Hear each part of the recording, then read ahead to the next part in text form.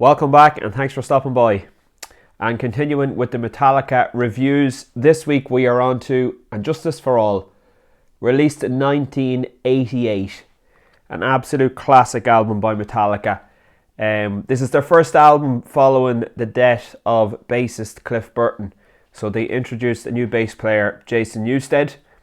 And yeah, this album is a big step forward in terms of the first three albums by the band. So it's a lot more progressive, longer songs, different time signatures, different passages in songs, really, really long sections. Absolutely brilliant. It's really Metallica's most prog album in terms of all their albums. It's definitely the one that is the most technical. There's no doubt about that. Longest song on the album is 9 minutes and 48 seconds, To Live Is To Die. So that just gives you a sense of what this album is all about.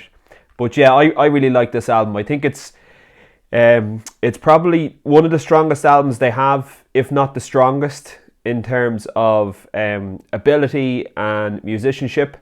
But I think there's some things on this album that are a little bit of a takeaway from the album, from the overall package. A lot of people say the bass isn't very audible, which is true. Like the bass sound on the Black Album is completely different to this album. But I think there's reasons for that. And I think that in relation to the whole mix of this album sonically, that the rhythm guitar from James Hetfield, it occupies a lot of the low end frequency, and also the kick drum from Lars Ulrich that also occupies a lot of the low end. So I think that's the reason why the bass isn't as loud in the mix, because if the bass was very high in the mix, it could maybe be a bit cluttered on those lower end frequencies. The production on this album is a bit strange, because it started off, Lars wanted the album to sound like Lars was just infatuated with the drums on the Guns N' Roses album, Appetite for Destruction. So he basically wanted to hire the producers, mixing engineers that were involved in that particular project, and that was Steve Thompson and Michael Barberio. So he brought the two guys in, but apparently they couldn't get on with James and couldn't find a really good guitar tone for James. So them lads got the sack, and Flemming Rasmussen was brought in to help with the final production and mastering and mixing. But yeah, to be honest, it's one of those albums, it doesn't maybe sound the best in terms of an overall album, but you can't deny the musicianship. It's all about how well the band play on this one. Definitely one of Lars Ulrich's best albums in terms of drums. And then James Hetfield as well is absolutely on fire. There's so many songs that have different sections and multiple versions of riffs and bridges and middle eighths, chorus, verse, solos, second solos, third solos. It's absolutely brilliant. If you're a prog fan, it's probably the Metallica album that you'll reach for the most. And obviously, yeah, if you're a prog metal fan, it's definitely their best album, probably. So we'll run through the tracks here. Kicks off with Blackened, which is an absolutely fantastic track. Clocks in at 6 minutes and 40 seconds, and it's probably one of the shorter songs on the album. So that'll tell you something. I believe Jason Newsted was heavily involved in arranging the riff on this one. I think he actually gets a songwriting credit on this one, does he? Yes, indeed, he does. So Jason Newsted, Lars Ulrich and James Hetfield are credited with the songwriting on this one.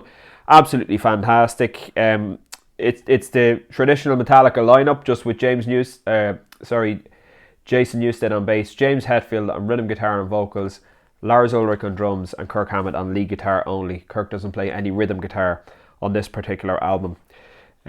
Song number 2, it's back to that typical Metallica formula where they like to put the title track as a second song on the album. They did it with Ride the Lightning, they did it with Master of Puppets. They're repeating that here again on And Justice for All. So the song And Justice for All, co-written by James Hetfield, Lars Ulrich and Kirk Hammett. Absolutely fantastic. 9 minutes 44 seconds long, and for someone like me who loves metal and rock guitar and rhythm guitar and lead guitar, I have to say this song does not feel that long. Like, you put it on and you're just taken on a journey for the 9 minutes and 44 seconds, and it doesn't seem like the type of track that you want to skip or end, even though it's extremely long. There's a fantastic intro on it. I think it's like over a minute and a half long, which is absolutely brilliant. And yeah, it's just an absolute classic. Track number 3 is Eye of the Beholder. Again, another fantastic rhythm track by James Hetfield here. Great vocals in this one. Again, co-written by Hetfield, Ulrich and Hammett. Just looking through the pages here on the CD booklet, you'll see Metallica looking very, very cool there in 1988. Probably the coolest they've ever looked. And then we go into the classic ballad, I suppose you could call it. It's One, and this is one of Metallica's best songs. Absolutely fantastic. Co-written by James Hetfield and Lars Ulrich. It's a live staple. Anytime they play live, they always include this song on the set. Absolutely phenomenal. The next track on the album is The Shortest Straw, which is absolutely brilliant. Again, the riffs on this, outstanding, and a great intro as well. That's another Hetfield Ulrich song. And then the next song is Harvester of Sorrow, which is probably the greatest intro, the greatest metal intro of all time. Absolutely brilliant. James Hetfield, Lars Ulrich again co-writes on this one. An absolutely brilliant song. Very dark lyrical content, but look, that's what the band were going for at this stage. Frayed Ends of Sanity is next. Hetfield, Ulrich, Hammett co-write. Yeah, again, absolutely brilliant. Fantastic song by the band. To Live Is To Die is a song that was written in tribute to Cliff Burton, who had passed away.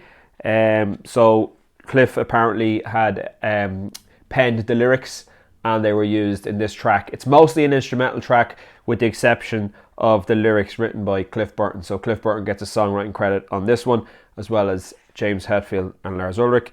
And then it finishes off with Dyer's Eve, which is one of Metallica's fans' favourite songs. Absolutely brilliant. Hetfield, Ulrich and Hammett.